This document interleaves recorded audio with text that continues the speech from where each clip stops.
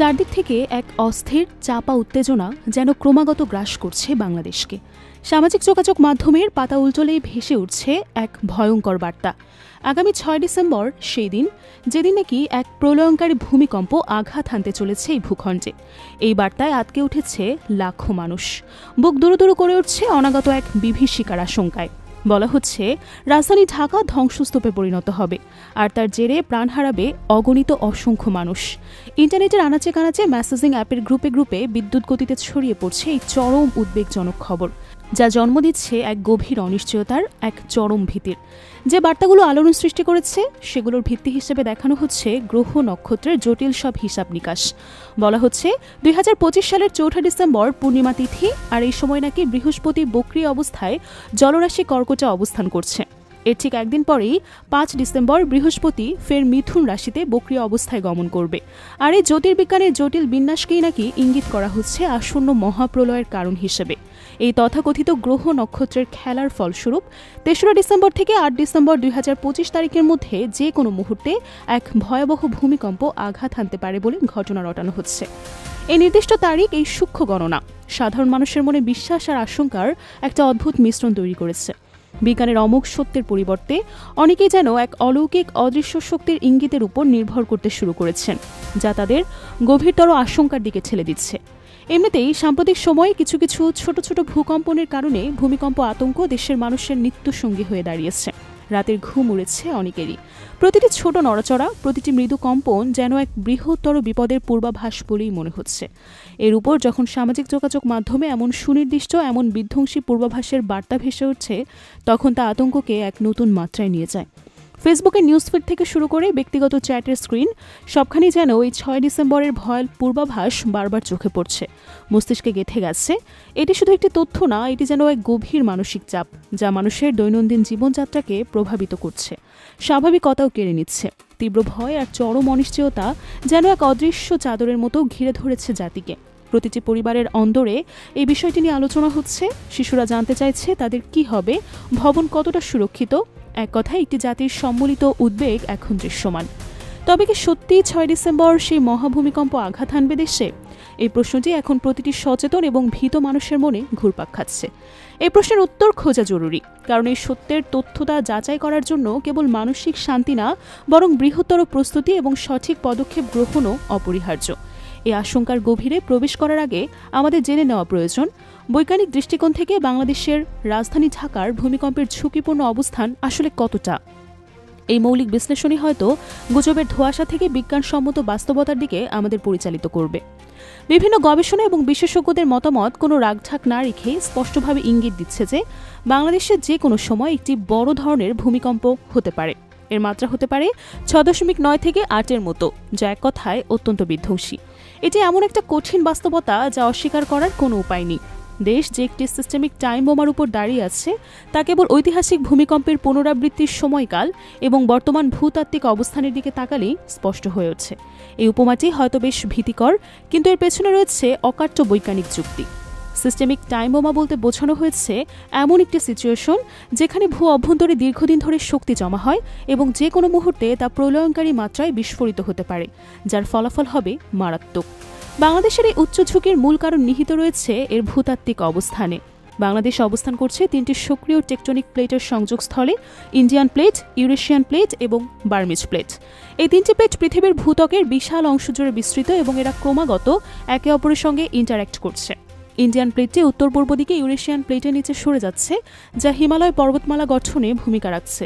অন্যদিকে Burmese প্লেটটি Indian প্লেটের পশ্চিমে এবং ইউরেশিয়ান প্লেটের পূর্বে অবস্থিত, এবং এটি ইন্ডিয়ান প্লেটের সঙ্গে একটি জটিল সাবডাকশন জোন, যেখানে একটি প্লেট অন্যটির নিচে ডুবে যায়, তৈরি করেছে। এই প্লেটগুলো প্রতি বছর কয়েক সেন্টিমিটার হারে সরে যায়, যা হয়তো মানুষের চোখে ধরা পড়ে না, কিন্তু ভূ অভ্যন্তরের এই বিশাল প্রভাব রয়েছে।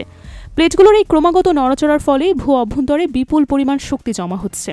এই শক্তি কোনো সরু রাবারের মতো না, যাকে ক্রমাগত টানলে একসময় ছিঁড়ে যাবে এবং বিপুল শক্তি নির্গত হবে। টেকটনিক প্লেটগুলো ফাটলের লাইন বরাবর যখন এই শক্তি মাত্রাতিরিক্ত পর্যায়ে পৌঁছে যায়, তখন সে চাপ আর ধরে রাখা যায় না, আর তখনই তা হঠাৎ করে মুক্তি পায় এক বিশাল ভূমিকম্পের মাধ্যমে। এই মুক্তিপ্রাপ্ত শক্তি ভূপৃষ্ঠে কম্পন সৃষ্টি করে, যা আমাদের ভূমিকম্প হিসেবে অনুভূত হয়। ঢাকা বিশ্ববিদ্যালয়ের ভূতত্ত্ব বিভাগের অধ্যাপক এবং প্রখ্যাত ভূমিকম্প বিশেষজ্ঞ সৈয়দ হুমায়ুন আক্তার কলম্বিয়া বিশ্ববিদ্যালয়ের সঙ্গে পরিচালিত এক গবেষণার ভিত্তিতে এর মারাত্মক তথ্য সামনে এনেছেন। তার মতে, বাংলাদেশের সিলেট থেকে কক্সবাজার অঞ্চলের ভূ অভ্যন্তরে বর্তমানে 8.2 থেকে 9 মাত্রার একটি ভূমিকম্প সংঘটিত হওয়ার মতো শক্তি সঞ্চিত হয়ে আছে। এই তথ্যটি দেশের ভূমিকম্প ঝুঁকির একটি ভয়াবহ চিত্র তুলে ধরে।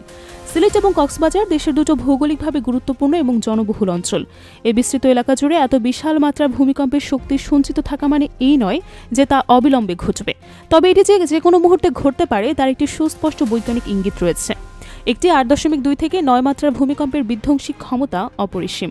এই মাত্রার ভূমিকম্পের কারণে বিস্তৃত এলাকা জুড়ে ব্যাপক ক্ষয়ক্ষতি হতে পারে, যা কেবল ভবন ধস বা রাস্তা ফেটে যাওয়াতেই সীমাবদ্ধ না, বরং মাটি তরলীকরণ এবং ভূমিধসের মতো মারাত্মক প্রাকৃতিক বিপর্যয় ঘটাতে পারে, বিশেষ করে দুর্বল মাটিতে নির্মিত কাঠামো এবং পাহাড়ি অঞ্চলে। অধ্যাপক আক্তারের গবেষণা, যা একটি আন্তর্জাতিক এবং উচ্চমানের প্রতিষ্ঠানের সঙ্গে পরিচালিত হয়েছে, তাই ঝুঁকির মধ্যে বৈজ্ঞানিক ভিত্তিকে আরও সুদৃঢ় করে। ভূমিকম্প বিশেষজ্ঞরা আরও মনে করেন, বাংলাদেশ অঞ্চলে বড় ধরনের ভূমিকম্প সাধারণত প্রায় 1.5 দশক বা 50 বছরের ব্যবধানে ফিরে আসে। এই ঐতিহাসিক তথ্যগুলো বর্তমান ঝুঁকি বিশ্লেষণের জন্য খুবই গুরুত্বপূর্ণ। অতীতে বেশ কিছু বড় ভূমিকম্প এই অঞ্চলে আঘাত এনেছে, যা এই পুনরাবৃত্তির সত্যতা প্রমাণ করে। উদাহরণস্বরূপ 1762 সালের দিকে প্রায় 8.5 মাত্রার গ্রেট আরাকান আর্থকুয়েক এই অঞ্চলে আঘাত এনেছিল, যা ছিল এক বিশাল প্রাকৃতিক দুর্যোগ। এর প্রায় 150 বছর পর 1897 সালে আসামে আঘাত এনেছিল 8.7 মাত্রার গ্রেট ইন্ডিয়ান আর্থকুয়েক। এই দুটো ভূমিকম্পই বর্তমান বাংলাদেশের ভূখণ্ডে ব্যাপক প্রভাব ফেলে এবং তৎকালীন বাংলা অঞ্চলে বিশাল ক্ষয়ক্ষতি ও প্রাণহানির কারণ হয়।